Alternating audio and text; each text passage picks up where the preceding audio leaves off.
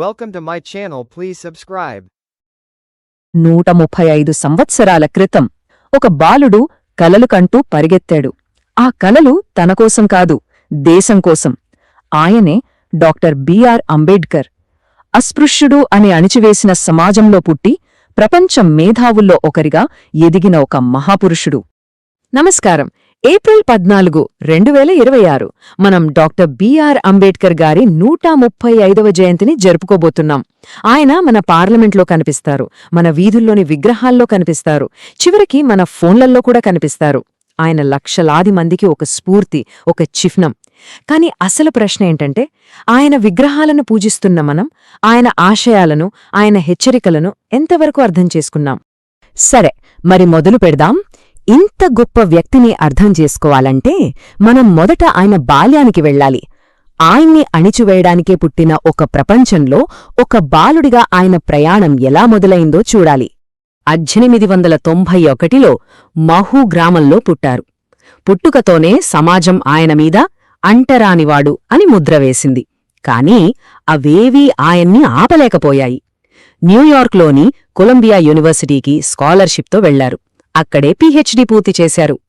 అంతటితో ఆగకుండా London school of economics నుంచి డిఎస్సి పట్టా కూడా పొందారు.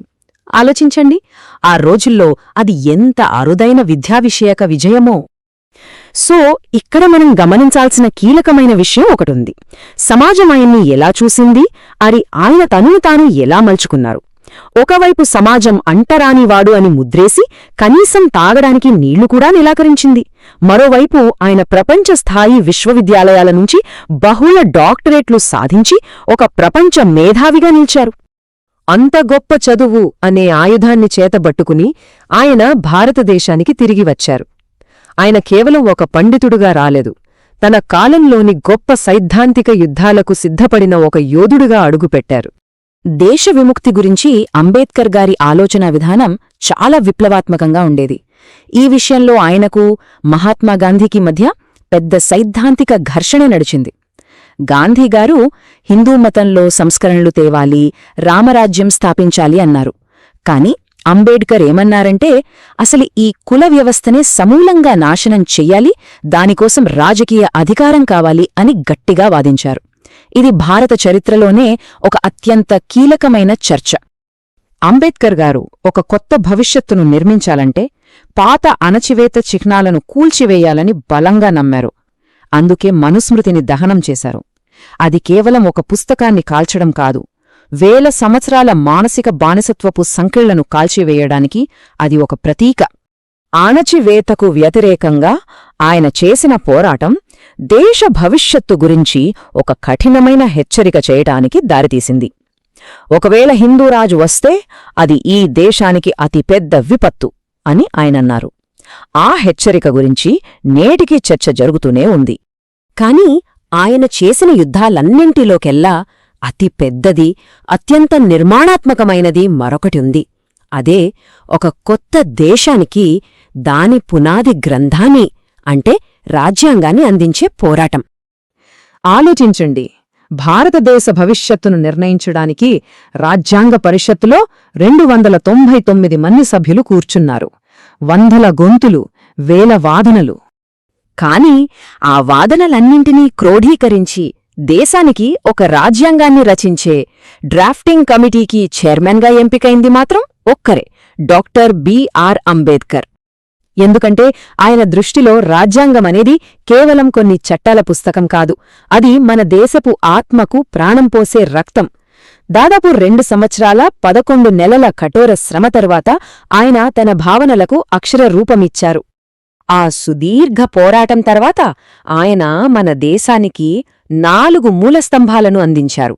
అవే న్యాయం, స్వేచ్ఛ, సమానత్వం మరియు సౌభ్రాతృత్వం. ఇవి కేవలం పదాలు కావు, మన దేశానికి ఇవి మూలాలు, ఆయన మనకిచ్చిన ఆశయాలు. దశాబ్దాలు గడిచిపోయాయి. ఇప్పుడు అంబేడ్కర్ విగ్రహాలు దేశవ్యాప్తంగా ఉన్నాయి. కాని ఇక్కడే ఒక కీలకమైన ప్రశ్న తలెత్తుతోంది. దేశం ఆయన మాటలను నిజంగా పాటిస్తోందా, లేక ఆయన్ను కేవలం ఒక రాతి విగ్రహానికి పరిమితం చేసిందా? చూడండి, ఇక్కడే అసలు విషయముంది.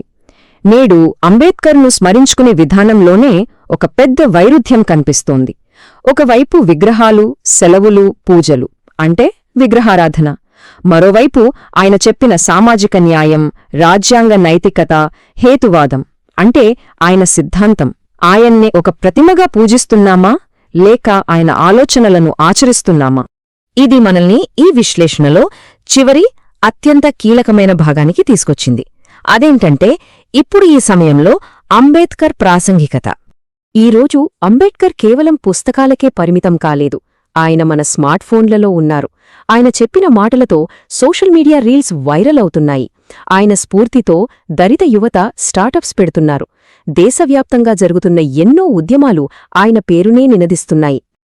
సో ఇక్కడ ముఖ్యమైన విషయం ఏంటంటే ఆయన వారసత్వం అనేది గడిచిపోయిన గతం కాదు. అది ఒక సజీవమైన లక్ష్యం. ఆ లక్ష్యాన్ని ఎలా ఛేదించాలో కూడా ఆయనే ఒక స్పష్టమైన దారి చూపించారు. అంబేద్కర్ 135వ జయంతి.